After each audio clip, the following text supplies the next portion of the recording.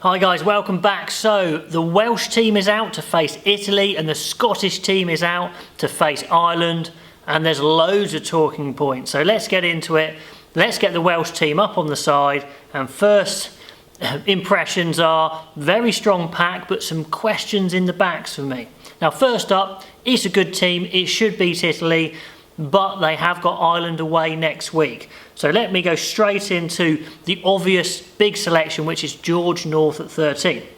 Now, Hadley Parkes and George North, for me, is an odd combination. I don't like it. Again, it should be good enough. They're good rugby players, but it's one of the weakest centre partnerships I've actually seen for Wales. And that's interesting because it really, contrasts with the back row, which is one of the best back rows I've ever seen for Wales.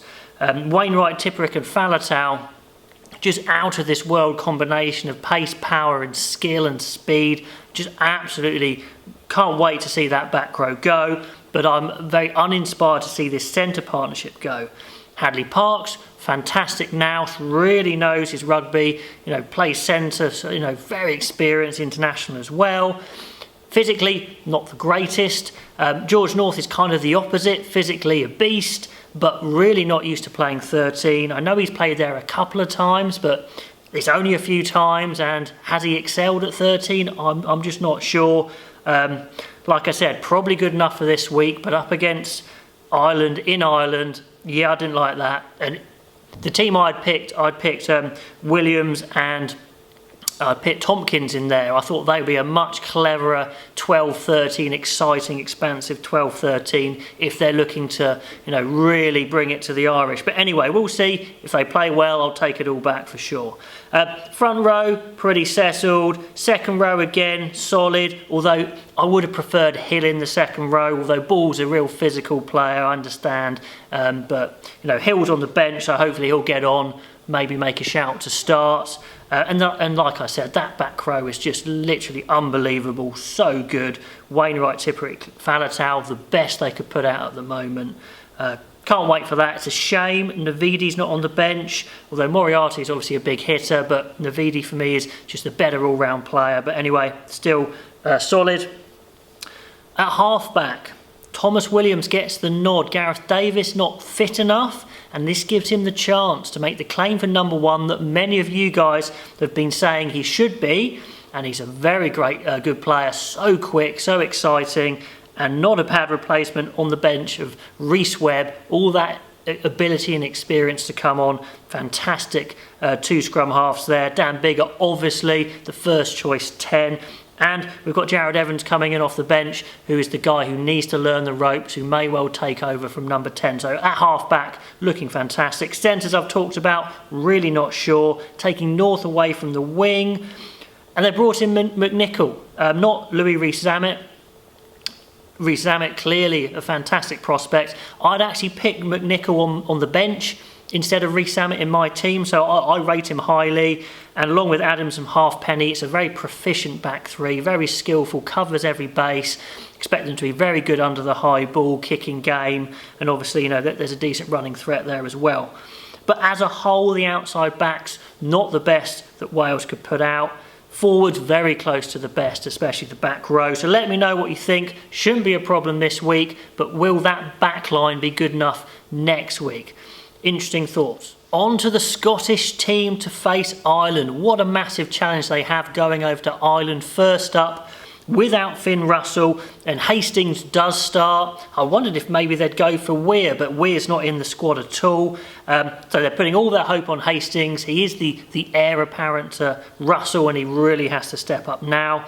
10 changes from Japan. And they needed to, really, because it was a poor World Cup. It's a poor 2019. They have brought in Scott Cummings. I'm very pleased with that. I think they need that heft in the second row. Him with Johnny Gray could be the second row pairing they're looking for. We will see. A real shame we don't see Bradbury. I had him starting at number 8 all day long. They brought in Haining. It's an Edinburgh back row, so coordination-wise should be fine, but is Haining good enough to be a top quality number 8? I'm not sure. Let me know your thoughts. Certainly Ritchie and Watson like that flanker partnership.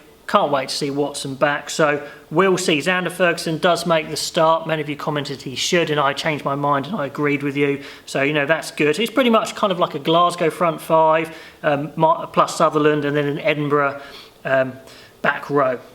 Half-backs. Could we see the changing of the guard? Price starting instead of Laidlaw, who of course isn't in the squad, retired, and Hastings at 10 like we mentioned. Can those two nail down potential starting spot? I had preferred George Horne over Price, but Price is still very good, so pretty happy with that.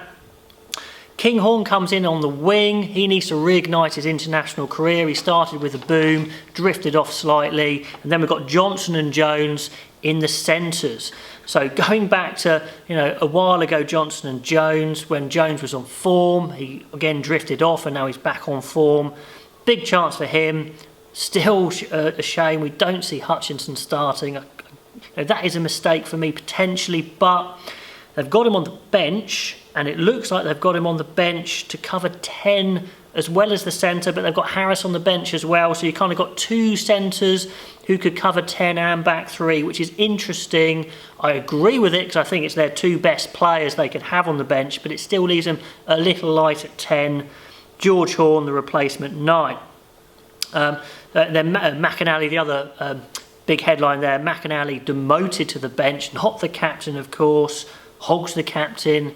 I think it's a beast to captain from full-back on the pitch, to be honest, but he's going to need players like Johnny Gray stepping up, Fraser Brown running the forward pack, because going in to speak to the refs is going to be a nightmare from full-back at times. But anyway, McInally on the bench, demoted, but does make a good impact sub. Then Delberg and Tulis Dupree to come on. Is it good enough to beat Ireland? They're going to have to really play well. Those forwards are going to have to be on fire, and Hastings is going to have the best game in a Scotland shirt. So would be a huge scalp. Seems a long shot. Let me know what you think. Should Hutchinson be starting? You know, should McInally be starting? I don't know. Let me know what you think on the Scotland team and the Welsh team. And until next time, I will see you later.